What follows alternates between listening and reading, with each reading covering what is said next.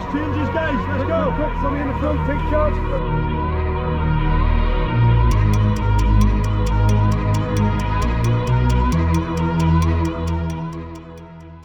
I'm Fergus Crawley and I've been training as a hybrid athlete for the best part of 5 years at this point. And in 2021, I founded Omnia Performance with my own coach, Jonathan Payne, to help create other hybrid athletes. Since then, we've helped 5,000 people become better at balancing strength and endurance training. And as we speak, we have almost 2,000 active athletes all around the world. This is going to be our first ever weekend event, but it won't be the last. And we aim for this weekend to really embody everything that the business, the brand, and this channel stands for. Welcome to Loch Long and welcome to our first ever Omnia Performance weekend experience.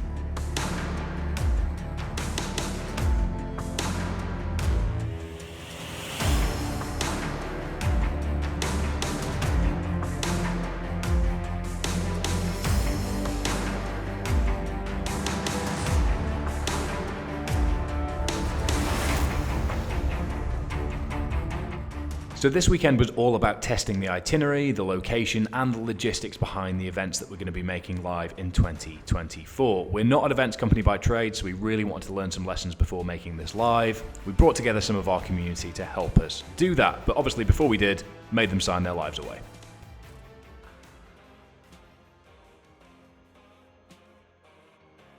Okay, so you might have seen us talk a lot about the Denny stones because it's pretty much all we've got going for us at this point in our lives. So we thought when in Rome, when in Scotland, we would mimic them as best we can. We do actually have a set of Omnia stones being made by Brett Nicol, who is the curator of the Denny stones. So the Denny stones, anyone not know? Anyone not seen us do them? Big, heavy 332 kilo rocks that live up in Petark in Aberdeenshire. Heritage behind them was Donald Denny essentially moved them when they used to serve as a counterweight on a bridge. Everyone's like, how the fuck are we gonna move these? And then he thought, oh, I'll just pick them up. I was like, ah, good one. And he did and walked with them. And people were like, okay, well that works. And ever since then, they've become legend.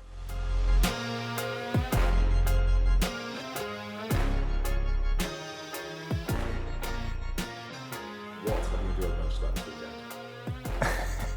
weekend? Lifting heavy shit off the floor. Well, that was a lot of fun, and we had some really positive feedback from everybody that was there over the weekend about how much they enjoyed this. Lifting some Denny pins in a setting like this in drizzling rain is about as Omnia and as Scottish as you can get. Everybody worked up on new movement to a top weight, and then there were some of us that went all the way up to the weights that we could stack on the pins to a max, and that worked out at 250 kilos. So then the aim was to max rep set them. I went up first with 11 reps, which I was quite proud of. And then Rowan came along and did a set of 15. But in my defense, he can deadlift well over 300 kilos and bashes out 70.3 Ironman distance triathlons for fun. But I'll take some of the credit as he is one of my one-to-one coaching athletes. So with the Denny stones out of the way, everybody having had a good time, we moved into a group workout. 5 stations that Johnny had put together, basically a bit of a beasting, short 20-30 minute blast of everybody just getting to know each other, working through some things and having a good time in a good environment doing so. Definitely something that will refine and bring a bit more equipment up for events next year, but really excited about bringing this to life.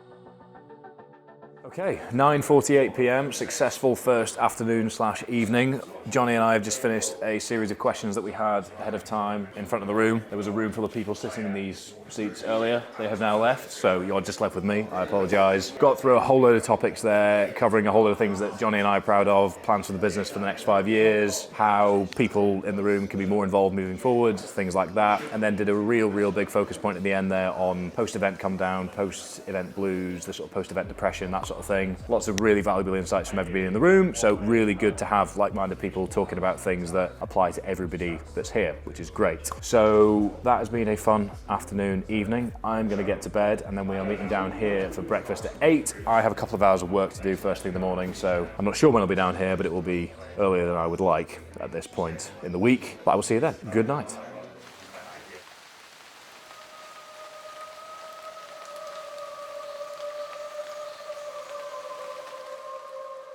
I think, what are your thoughts, first of all? How much of a brief do you want to have? Do you want to know what they're doing, or you want to leave that a surprise for them? We'll know what we've done in the sense of that we've moderated it because of the weather and this, that, and They know something's coming. Yes.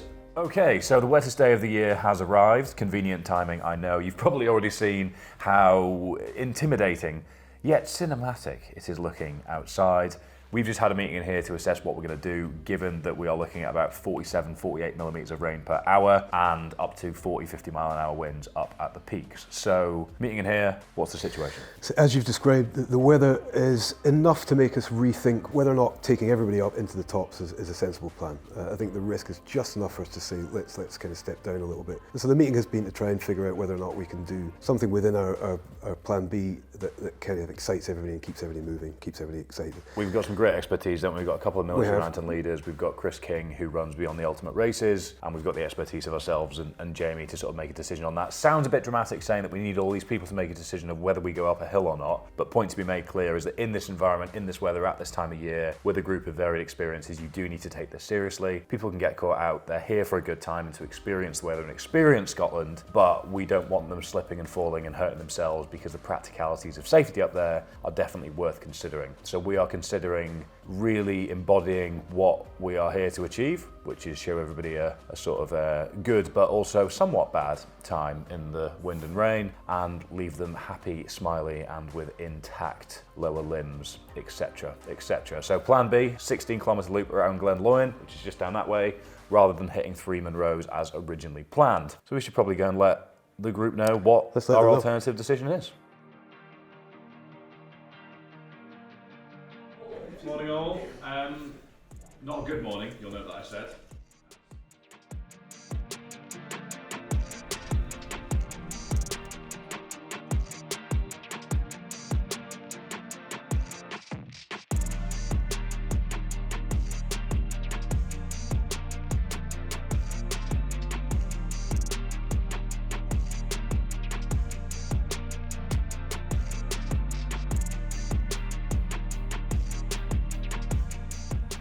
What have you learned this weekend that you didn't expect to learn? That no waterproof will ever keep you dry.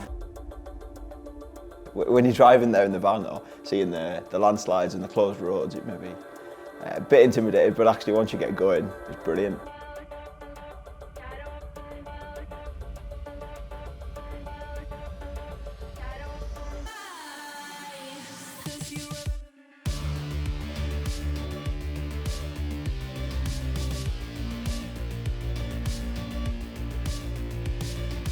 Weather has been better. A couple of roads closed by the police on the way in, which is testament to just how disconcerting the weather is currently. But yeah, this is going to be good fun.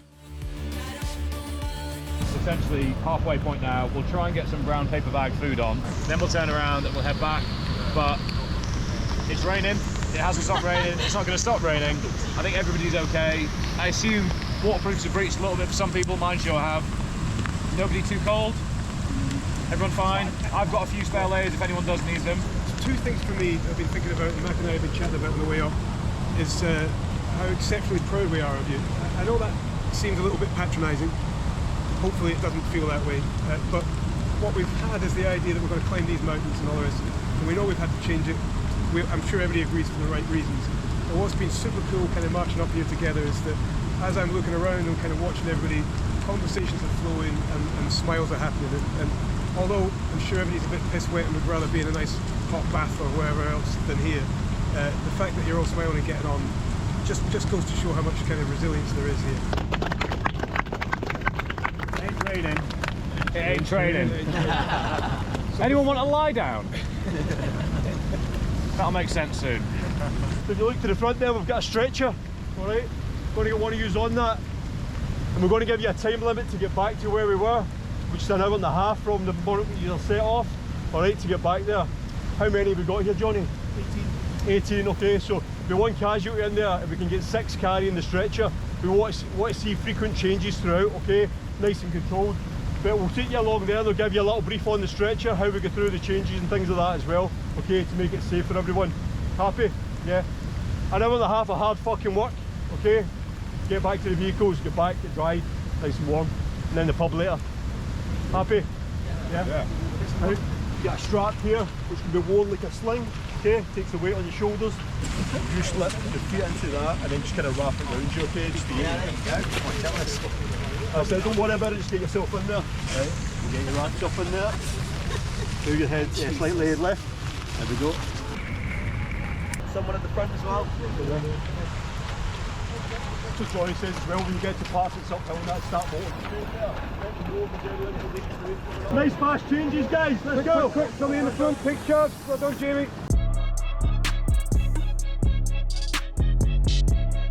Right, here we go. Right, here we go.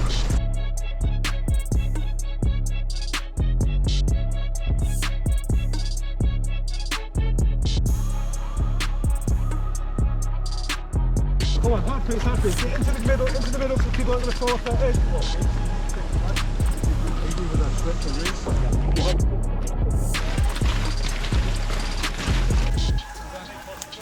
You're probably drier than them, to be honest.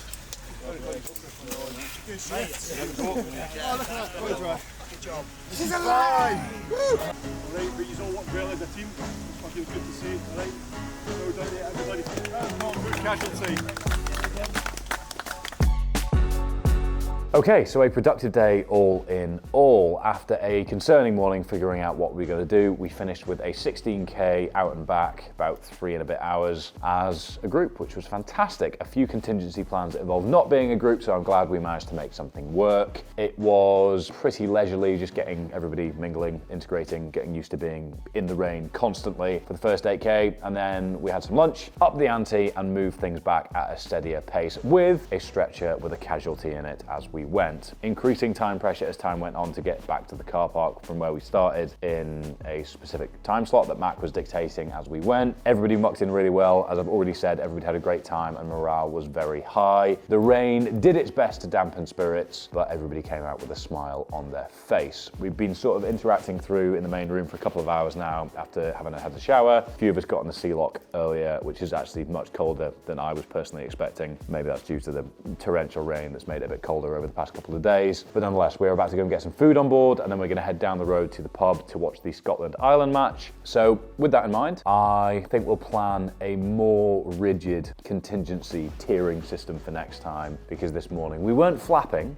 but we were deliberating quite aggressively as to what the day should look like given the weather. So we have definitely made the most of it. Everybody is very pleased, everybody's spirits are high, and I think we're all looking forward to some food. An integral component of this weekend and of weekends to come is the guest speaker. And we had Chris King, who is the director for Beyond the Ultimate races and The Spine, which is one of the most notoriously difficult ultra-endurance races here in the UK. Chris talked to us about his ultra-endurance capacity as an individual, his coaching pedigree, and what it's like to run these races. So from an athlete perspective and from a race director perspective, the man knows a thing or two about ultra-endurance. Everybody took a huge amount away from this session, and a real core component of events that we're going to be making live for 2024 will be the guest speaker.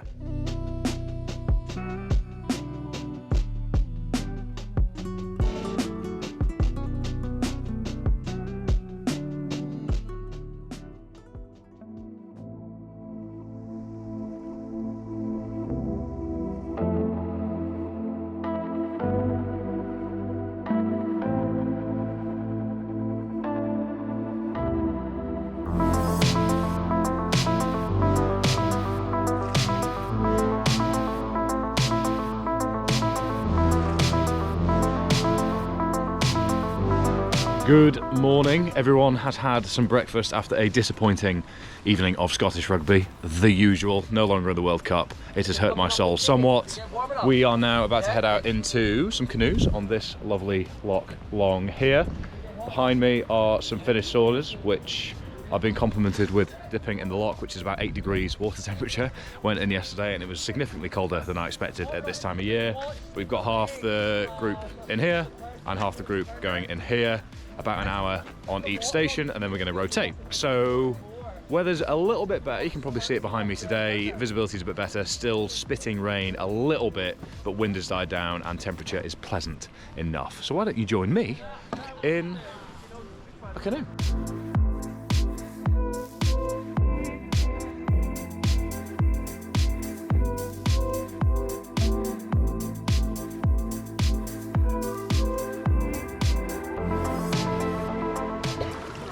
So we need to stop a football going in our boat. We're the goals. Nice. Oi!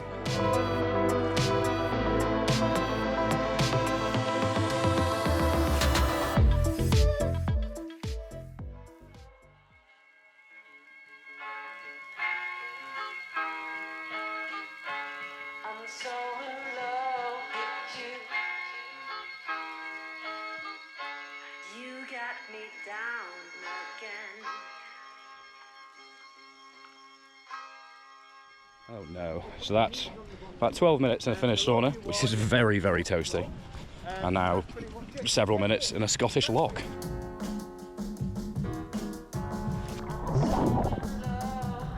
Chile.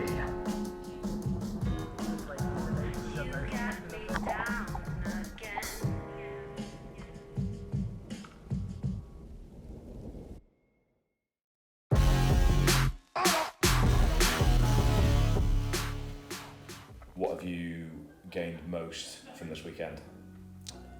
It's just been great to meet everybody. Getting together with the whole team, obviously we've been doing our monthly calls, but actually getting to know everyone on an individual level, doing difficult things makes the other things in life slightly easier, and that's why I do it. I think having an opportunity to train with like-minded individuals, as someone who trains on his own all the time. It's been great to get to meet everybody in person, obviously, but I feel like also just to talk in more detail with people about what their goals are and to see that there's a community behind it. You've got that support network. There was a lot of unexpected things that maybe put you out of your comfort zone slightly, but I actually really loved that element to it.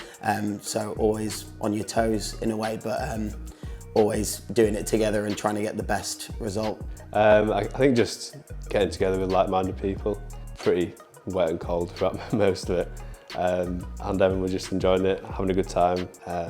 It's fun, open your eyes to new things. Okay, and there we have it, a very successful, very enjoyable weekend, complete with a fantastic bunch of like-minded people. We have had a blast as far as they have fed back to us thus far.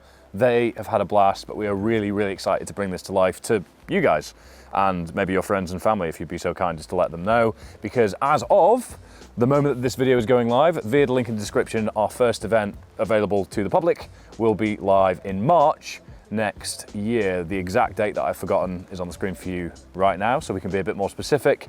But all in all, we've learned an awful lot. I know that there's still a lot of learnings to come when we debrief a little bit as a team, get feedback from those that have come along, but I've had a blast. The weather wasn't what we were expecting, but we've made it work, and I think that is really testament to what we want to achieve here, isn't it? Yeah, no, we've all had a great time. We've brought a good community of people together with an amazing backdrop, which is maybe clouded a little bit at the moment, and we've learned a lot as we've gone along. I think it's been an amazing journey, and we're excited to keep that going. And crack on, push on, push on.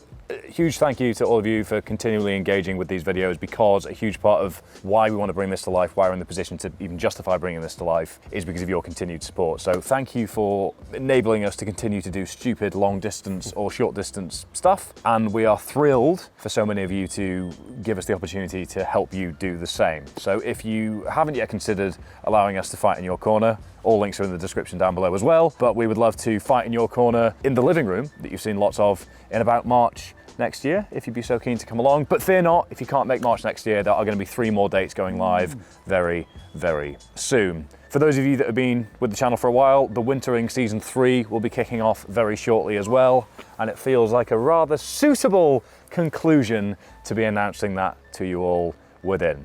So I'm going to say thank you very much for watching, and goodbye, and Johnny is going to say thank you very much for watching, and goodbye.